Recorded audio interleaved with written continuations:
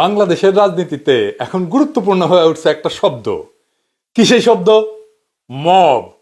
Mob justice. এমনকি তারেক রহমানও বলছেন mob justice হিংস্র উন্মাদনা হয়ে উঠছে।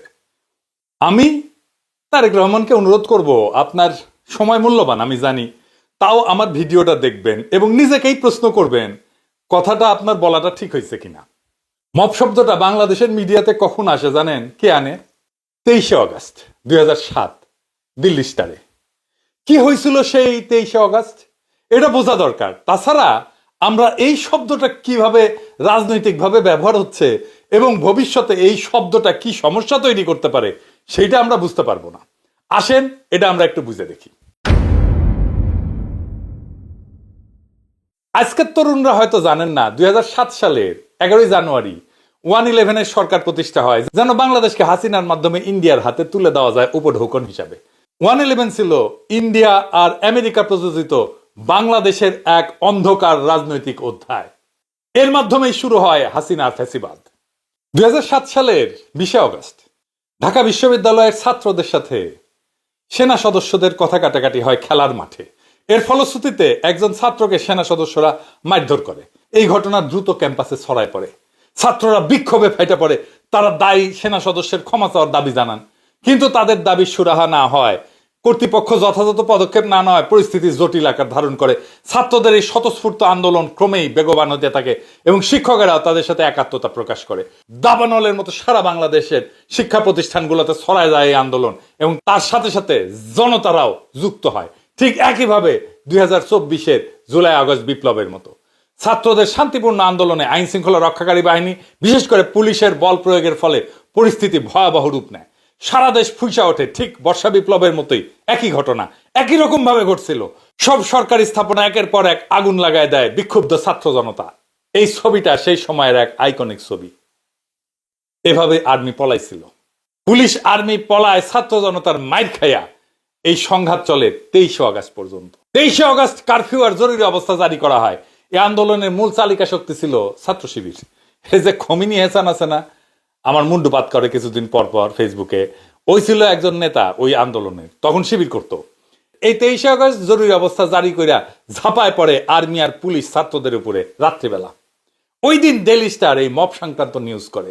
এই নিউজের উদ্দেশ্য হচ্ছে এরপরে যে ক্র্যাকডাউন করবে আর্মি আর পুলিশ, তার পক্ষে বৈধতা উৎপাদন করা। ওই রাতে আর্মি ব্লক রেড দেয়া, ছাত্রদের বেদম পেটায় সমস্ত যতগুলো মেস ছিল, যতগুলো হোস্টেল ছিল ছাত্রদের সবগুলোতে। আজিজ সুপার মার্কেটের উপর তলায় তখন অনেক ছাত্র থাকতো, এদের প্রত্যেকের ধরে বেদম পেটায়, হাত পা ভেঙে দেয় একেবারে। জুলাই আগস্ট বিপ্লবের টাইমে যেইভাবে আর্মি পুলিশ ব্লক রেড দিছে, একইভাবে ওই সময় পারিছিল, 2024-এ পারে নাই। এটাই যা তফাৎ। এরপরে ইউনিভার্সিটির টিচারদের অ্যারেস্ট করে। একই সময় রাজশাহী ইউনিভার্সিটির 8 জন টিচারকে অ্যারেস্ট করে, তাদের রিমান্ডে পিটায়। মলয়ভৌমিক সিনিয়র প্রফেসর একজন, এখন রিটায়ার করছে, রাজশাহী ইউনিভার্সিটির টিচার, তার একটা সাক্ষাৎকার আছে কিভাবে তাকে নির্যাতনের আগে নানা পরীক্ষা নিরীক্ষা করা হইতো, ইসিজি করা হইতো, হার্টের পরীক্ষা করা হইতো, যে ডাক্তাররা এটা করতো যে কতটুকু পর্যন্ত নির্যাতন সহ্য করতে পারবে। এই যে শিক্ষকদের রিমান্ডে নিয়ে নির্যাতন, এটা আর কখনো হয় নাই, এটাই প্রথম, এমনকি বাকশালের আমলেও হয় নাই। এই নিপীড়নের বৈধতা উৎপাদন করছিল সেই ডেইলি স্টারের মব টাইটেলের নিউজ। এবং এই 111-এর এই সময়টাই ছিল হাসিনার শাসনের ড্রেস রিহার্সেল। ওইখান থেকেই শেখে কিভাবে বিক্ষোভ দমাইতে হয়। এমন প্রশ্ন করতে পারেন, একটা পত্রিকার টাইটেলই কিভাবে হত্যার বৈধতা উৎপাদন করতে পারে? আসেন বিষয়টা বুঝে দেখি। ভাষা, এই যে আমরা কথা বলি, এটা শুধু যোগাযোগের মাধ্যম না, আমরা এটা দিয়ে শুধু মনের ভাবই প্রকাশ করি না। ভাষা এক ধরনের ক্ষমতা। ভাষা দিয়া বাস্তব নির্মাণ করা যায়। কোন ঘটনাকে ন্যায় বা অন্যায়, কারো অস্তিত্বকে বৈধ বা অবৈধ, এটা প্রমাণ করা যায়। ইংরেজিতে কয় যে language is not just representational, it is performative. ইংরেজি যেহেতু কইছে, ঠিকই কইছে, তাই না? তার মানে ভাষা শুধু বর্ণনা করে না, তা কিছু ঘটায়ও ফেলে। আপনি যখন কোনো জনগোষ্ঠীকে সন্ত্রাসী, উগ্র, অসভ্য, মব এটা বলবেন, আপনি শুধু শব্দ বলেন না, আপনি একটা ন্যারেটিভ তৈরি করেন। এই ন্যারেটিভ তাদের মানবিক মর্যাদা কাইরা নেয়, আর সেই ন্যারেটিভের ভিত্তিতে নির্মাণ হয় তাদের উপরে সহিংসতা করার বৈধ কাঠামো। দেখেন 2024-এ বর্ষা বিপ্লব চলতেছে, তখন ডেইলি স্টার এডিটোরিয়াল লিখলো ইংরেজি যেহেতু কইছে, ঠিকই কইছে, তাই না? বাংলা করে দিই তাহলে বুঝবেন ঠিকই কইছে কিনা। সে গত বর্ষা বিপ্লব, হাসিনা বিরুদ্ধে বর্ষা বিপ্লব সময় বলতেছে প্রারম্ভেই আমরা সেই আদর্শিক এবং রাজনৈতিকভাবে প্রভাবিত গোষ্ঠীগুলোর সৃষ্ট তাণ্ডব, এই শব্দটা দেখেন, তাণ্ডবের প্রতি আমাদের স্পষ্ট নিন্দা প্রকাশ করতে চাই, যাদের লক্ষ্য ছিল আমাদের দেশকে অস্থিতিশীল করা, সাধারণ অসন্তোষকে সহিংসতায় উস্কে দেওয়া এবং সরকার উৎখাতের চেষ্টা, যা কিছু মন্ত্রীর দাবি অনুযায়ী, এবং তা যদি সত্য হয় তবে আমরা দৃঢ়ভাবে এর নিন্দা জানাই। তার মানে বুঝেছেন তো, ওই জুলাই বিপ্লবে আমাদেরকে বলতেছে আমরা তাণ্ডব করতেছি, আমরা সরকার উৎখাতের চেষ্টা করতেছি। এটা 26শে জুলাইয়ের কথা। হাজার ছাড়াই নাই সেই সময়ের মধ্যে মৃতের সংখ্যা, মানে ছাত্র জনতার তাণ্ডব করেছে। বিক্ষোভকারীদের যদি দাঙ্গাকারী বলি, এই এক লাইনের মধ্যে প্রতিবাদকারীর মানবিকতা হরণ করে ফেলা হয়, আইন শৃঙ্খলা বাহিনীর গুলি চালানোর পথ প্রশস্ত করে দেওয়া হয়। এই মাহফুজা নাম এইরকম একটা জাউরা, জাউরার জাউরা, 14 জেনারেশনের জাউরা, সুশীলের বেশ পড়া একটা নিরেট জাউরা, যার ন্যায়সঙ্গত লড়াইয়ে যারা লিপ্ত তাদের হত্যার পক্ষে বৈধতা উৎপাদন করা ছাড়া আর কোনো কাজ নাই। এটা সাহেব দেন সিল মেরা, জাউরার জাউরা, ওটারে আরো একবার দেন, আরো একবার দেন। ভাষার মাধ্যমে কিভাবে বৈধতা উৎপাদন করা যায় এটা নিয়ে নানা আলাপ আছে সারা দুনিয়ার। আমরা হাসেন, আমরা এটা একটু বুঝে দেখি। জুডিথ বাটলার এর একটা তত্ত্ব আছে আর কি, গ্রিভেবল লাইফ, মানে শোক করার মতো জীবন আর কি। উনি বলতেছেন কিছু জীবন আমাদের কাছে মূল্যবান, যার জন্য শোক করা যায়, যার জন্য আমরা কান্নাকাটি করি, যাদেরকে হারায় ফেললে আমরা কাঁদি, ইংরেজিতে কইছে গ্রিভেবল। আর কিছু জীবন হারাইলে সেটা শোকের উপযোগী না, আমরা শোক করি না, বরং আনন্দ করি। যদি কাউকে ভাষার মাধ্যমে অমানুষ, বর্বর বা সভ্যতা বা রাষ্ট্র বা সমাজের জন্য হুমকি হিসেবে উপস্থাপন করা যায়, তাহলে তাদের মৃত্যু আমাদের অনুভবে মৃত্যু হিসেবে আর বিবেচিত হয় না। যেমন এক ফিলিস্তিনিকে যখন টেরোরিস্ট বলা হয়, তার উপরে বোমা ফেলা হইলে তাতে বিশ্বের বিবেক কাঁপে না। কিন্তু এখন ইসরায়েলি বেসামরিক মানুষকে ভিকটিম বলা হইলে তার মৃত্যু দুঃখজনক হয়ে ওঠে। ফুকো দেখাইছেন আধুনিক রাষ্ট্র নিজেকে ন্যায়বান হিসেবে উপস্থাপন করতে ভাষাকে ব্যবহার করে। রাষ্ট্র রাষ্ট্র রাষ্ট্র নিজেকে ন্যায়বান হিসেবে উপস্থাপন করতে ভাষাকে ব্যবহার করে। রাষ্ট্র বলে আমরা আইন প্রয়োগ করছি, কিন্তু তারা গুলি চালাইতেছে, মানুষ মারতেছে। সে বলবে না আমরা মানুষ মারতেছি, সে বলবে আমরা আইন প্রয়োগ করতেছি, শান্তি ফিরাইতেছি। এইভাবে সে ভাষা দিয়ে সহিংসতাকে বৈধতা দেয়। জর্জিও আগামবেনের একটা গুরুত্বপূর্ণ ধারণা আছে, হোমোসেকার। আগামবেন বলেন যে আধুনিক রাষ্ট্র এমন কিছু মানুষ তৈরি করে যাদের হত্যা করা যায়, যাদের হত্যা করলে সমাজ রাষ্ট্রের কোনো কিছু যায় আসে না, সেটাকে হত্যা হিসেবে ধরাই হয় না, কারণ তারা আইনের বাইরে থাকে। যেমন ধরেন ইসলামপন্থীদের বলা হয়েছে জঙ্গি, এদের মাইরে ফেললে কোনো সমস্যা নাই, তাহলে তাদের মরদেহ আর লাশ না। 2013 সালে 5ই মে ঢাকায় এক রাতে কয়েকশো আলেমকে মেরে ফেলছিল না হাসিনা? সেটা ঢাকায় নাগরিকদের মধ্যে দাগ কাটেনি কেন? তারা হোমোসেকার, তারা খরচযোগ্য, তাদের হত্যাযোগ্য, তাদের হত্যা করলে কোনো শোক হবে না। ঠিক একইভাবে এই যে ব্ল্যাক লাইভস ম্যাটার আমেরিকায় যে আন্দোলন হয়েছিল না, মনে আছে না? এই আন্দোলনকারীদেরকে লুটার বলা হয়েছিল, এরা লুটপাট করতেছে।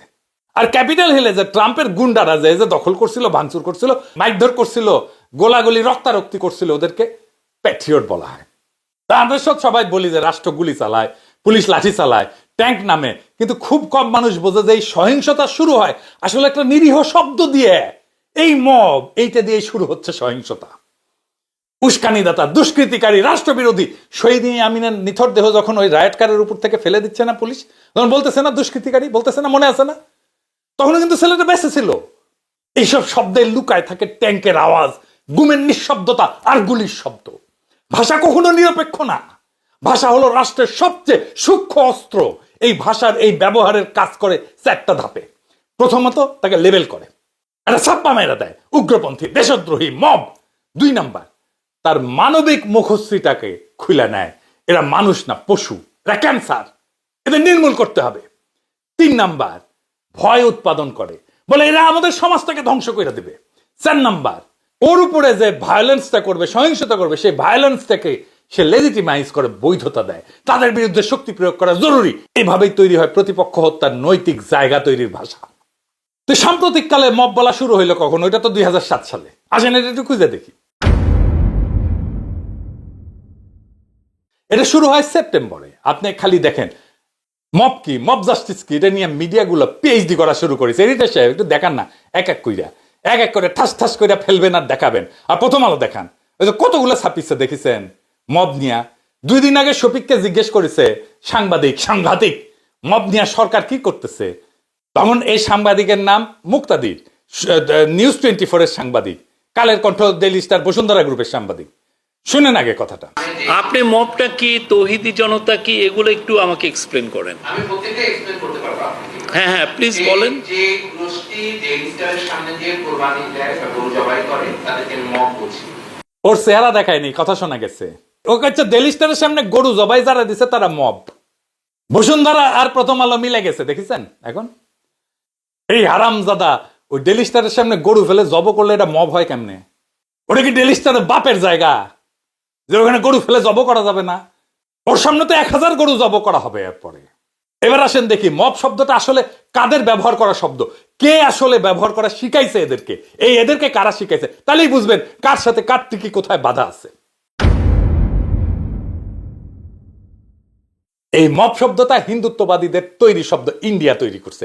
ভারতে মব শব্দটা বিজেপি ঘনিষ্ঠ হিন্দুত্ববাদী মিডিয়াগুলো প্রায়শই মুসলমানদের বিরুদ্ধে ব্যবহার করে অতিমাত্রায়। এবং এটা শুধুমাত্র বর্ণনার শব্দ না, এটা একটা রাজনৈতিক ফ্রেমিং এর একটা কৌশল। এবার বুঝেছেন তো কেন মাহফুজা নাম 2007 সালে মব শব্দ ইউজ করেছিল? কই থেকে শিখিছে? ওই ইন্ডিয়া শিখে দিছে, শিখে দিছে, ভারত শিখে দিছে ওরে দিল্লি স্টার। বুঝেছেন তো কেন করে দিল্লি স্টার বলি আমরা? আর এখন কারা ইউজ করতেছে আর কেন ইউজ করতেছে? আসেন দেখি। আপনারা জানেন যে ট্রাম্প যখন দিল্লি গেছিল না, তখন মুসলমানদের উপরে ঝাঁপে পড়েছিল না হিন্দুত্ববাদীরা? মারা গেছিল 53 জন। 53 জন মারা গেছিল, যার মধ্যে 36 জন মুসলমান। আর দেখেন ইন্ডিয়ার বিজেপির মিডিয়া বলতেছে মুসলমানরা মব, দেখেছেন?